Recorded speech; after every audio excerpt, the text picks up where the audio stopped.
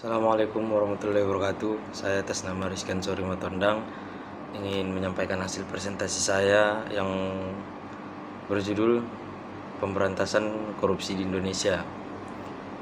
Sebelumnya saya berterima kasih kepada Bapak Hardianto yang telah memberikan saya kesempatan untuk memaparkan hasil presentasi saya ini. Langsung saja kepada pokok pembahasan. Pemberantasan korupsi di Indonesia. Pengertian korupsi asal kata dari bahasa Latin corruptio atau corruptus. Dari bahasa Latin turun ke banyak bahasa Eropa seperti Inggris corruption, Prancis corruption, dan Belanda korupsi. Dari bahasa Belanda itulah turun ke bahasa Indonesia menjadi korupsi, yang berarti kata tersebut ialah kebusukan, keburukan, kebejatan, ketidakjujuran, dan disuap tidak bermoral. Menurut Kamus Umum Bahasa Indonesia Purwadarminta, korupsi ialah perbuatan yang buruk seperti penggelapan uang, penerimaan uang sogok, dan sebagainya. Di Malaysia dipakai istilah riswah yang diambil dari bahasa Arab riswah yang sama artinya dengan korupsi. Nah, di sini bisa kita lihat sebab-sebab atau penyebab terjadinya korupsi. Yang pertama, kurangnya gaji pegawai negeri dibandingkan dengan kebutuhan yang makin meningkat. Latar belakang kebudayaan atau kultur Indonesia yang merupakan sumber atau sebab meluasnya korupsi. Manajemen yang kurang baik dan kontrol yang kurang efektif dan efisien yang memberikan peluang orang untuk korupsi. Modernisasi pengembangbiakan korupsi. Di sini bisa kita artikan penyebab terjadinya korupsi ini ialah salah satu yang menyebabkan terjadinya korupsi yang paling masuk di poinnya itu karena faktor ekonomi yang semakin lama semakin meningkat, kekurangan gaji yang diterima oleh pegawai tersebut, dan juga manajemen yang kurang baik dari suatu sistem unit kerja tersebut. Pengertian korupsi berdasarkan Undang-Undang Nomor 30 Tahun 2002. Pasal 1 Undang-Undang Nomor 30 Tahun 2002 tentang KPK. Tindak pidana korupsi adalah tindak pidana sebagaimana dimaksud dalam Undang-Undang Nomor 31 Tahun 1999, Undang-Undang Nomor 20 Tahun 2001 tentang pemberantasan tindak pidana korupsi. Di sini terdapat beberapa macam pengambil alihan kasus korupsi dari penyidik Polri dan jaksa ke KPK. Laporan masyarakat tidak ditindaklanjuti, penanganan berlarut-larut, penanganan justru untuk melindungi pelaku korupsi, penanganan mengandung unsur korupsi, ada hambatan karena campur tangan eksekutif, yudikatif, dan legislatif, keadaan lain yang mengakibatkan penanganan menjadi sulit. Nah, di sini bisa kita saksikan bersama pada poin-poin yang yang saya sebutkan.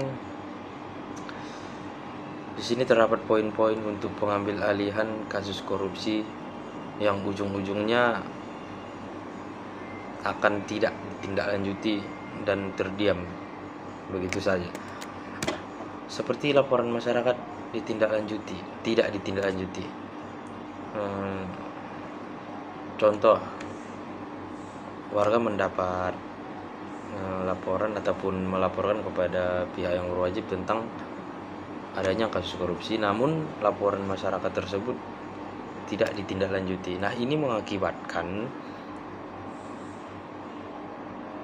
kedepannya itu ya kasus korupsi ini lama-kelamaan makin meningkat. Bagaimana kasus korupsi itu bisa diberantas sementara sebagian dari pihak-pihak yang berwajib mendiamkan ataupun mengabaikan kasus-kasus tersebut. sasaran penyidikan melibatkan aparat penegak hukum atau penyelenggara negara, pegawai negeri, korporasi, seseorang atau kelompok orang mendapat perhatian dan meresahkan masyarakat, merugikan negara. Nah, tentu di sini sudah jelas sasaran penyidikannya itu ya melibatkan aparat penegak hukum seperti Polri, pegawai negeri, korporasi, seseorang ataupun kelompok orang mendapat perhatian dan meresahkan masyarakat yang tentunya akan merugikan negara. Kewenangan penyidik Polri, jaksa, dan KPK terkait penyidikan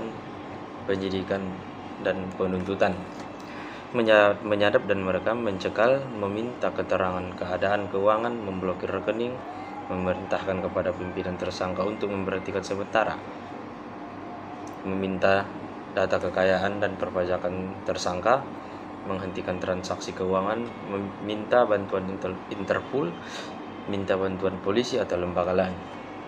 Nah, di sini bisa kita lihat juga kewenangan penyidik Polri ataupun jaksa dan KPK terkait penyidikan dan penuntutannya. Sewaktu penyidikan kasus, kewenangan dari lembaga tersebut bisa membuat ketetapan ataupun ketentuan seperti menyadap dan merekam, dengan artian katanya di waktu dimintai keterangan kita bisa merekam di situ, mencekal, meminta keterangan keadaan keuangan, dan juga bisa memblokir rekening, memerintahkan kepada pimpinan tersangka untuk memberhentikan sementara, meminta data kekayaan dan perpajakan tersangka tersebut, menghentikan transaksi keuangan, minta bantuan Interpol, dan